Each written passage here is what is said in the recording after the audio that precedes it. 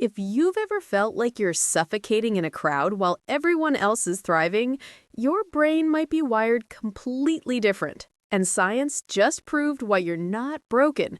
You're just built for something most people will never understand. Ever walked into a packed mall and felt like someone just turned the volume of life up to 11? The fluorescent lights are stabbing your eyes, strangers are brushing past you like you're invisible, and there's this low hum of chaos that makes your chest tighten. You look around and everyone else seems fine.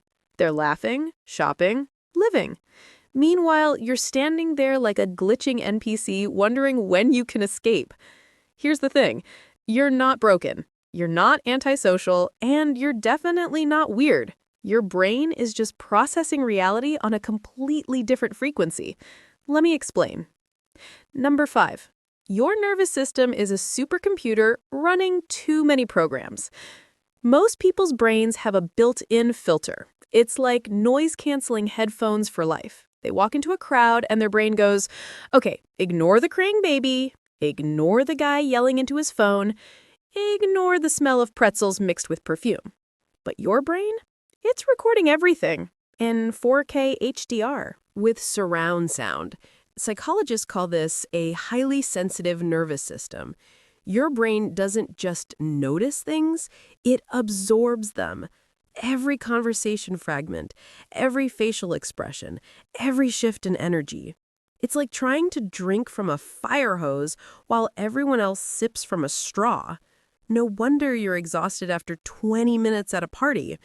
Studies show that highly sensitive people process sensory data 30% deeper than the average person, which means your brain is literally working overtime while others are on autopilot.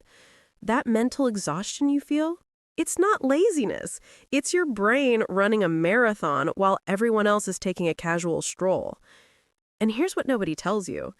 This hyper-awareness made our ancestors survive.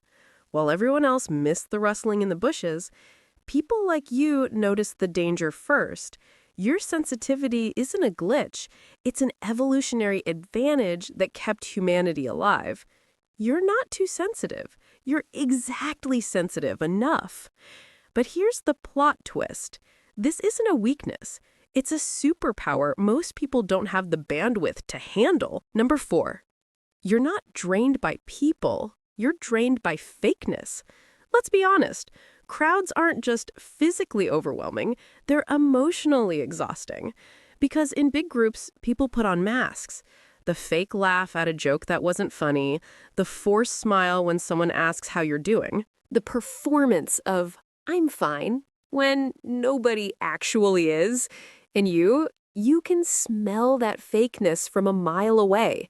You notice the micro expressions, the tension in someone's voice, the energy that doesn't match their words. It's not that you hate people, you hate pretending. You hate small talk that goes nowhere. You hate surface-level interactions that feel like chewing cardboard. Psychologists call this social masking fatigue, and it's why you'd rather have one deep 2 a.m. conversation than attend 10 shallow parties. Your brain craves substance, not noise. And in a world addicted to surface-level connections, that makes you dangerously rare. Research from Oxford University found that people who avoid crowds have higher emotional intelligence scores than those who seek them out. Translation: you're not socially awkward, you're socially selective. You don't need 100 acquaintances, you need 3 real ones. And that's not antisocial, that's wisdom. Solitude isn't loneliness for you, it's honesty. It's the only place where you don't have to perform, filter, or shrink yourself to fit into someone else's comfort zone. Let's continue with number 3. Your brain chemistry is literally different. Here's where it gets wild. Scientists discovered that introverts and people who hate crowds have a dopamine imbalance compared to extroverts. Dopamine is the reward chemical. When extroverts are around people, their brains release dopamine like confetti. They feel energized, alive, unstoppable. But your brain?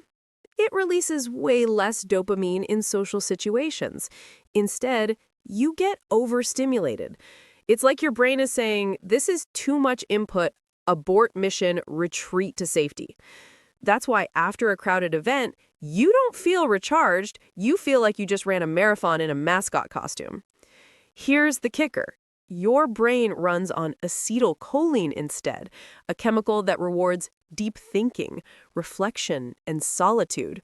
While extroverts need crowds to feel alive, you need quiet to access your genius.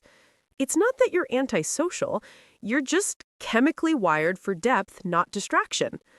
Neuroscientists at Harvard discovered that introverted brains have more gray matter in the prefrontal cortex, the area responsible for complex thinking and decision-making. So when you're sitting alone doing nothing, your brain is actually doing everything. You're not wasting time. You're processing life at a level most people never reach. That's not isolation, that's incubation.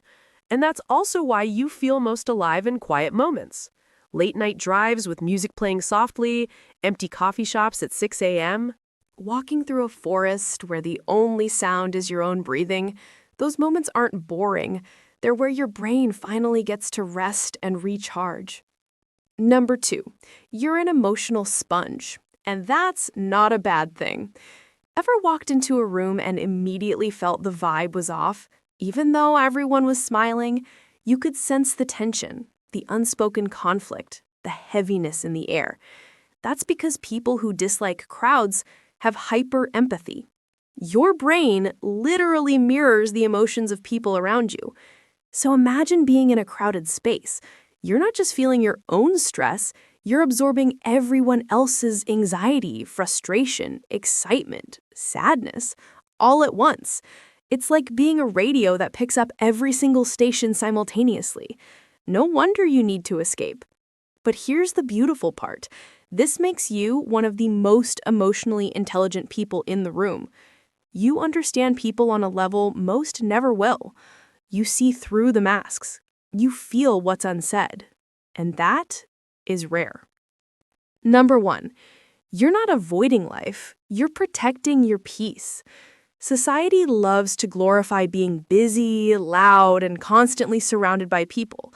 If you're not at every party, every event, every gathering, you're labeled as antisocial or boring. But here's the truth they won't tell you. Choosing peace over chaos is one of the bravest things you can do. You understand something most people spend their whole lives running from, that silence isn't empty. It's full of clarity, creativity, self-awareness. Your solitude isn't loneliness, it's self-connection. It's where you do your best thinking, your deepest feeling, your most authentic living. You're not missing out. You're opting out of a game that was never designed for people like you. And that takes guts.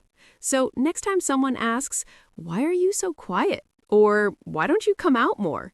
just smile. Because they don't realize you're listening to the world in a way they can't. You see things deeply. You feel things deeply.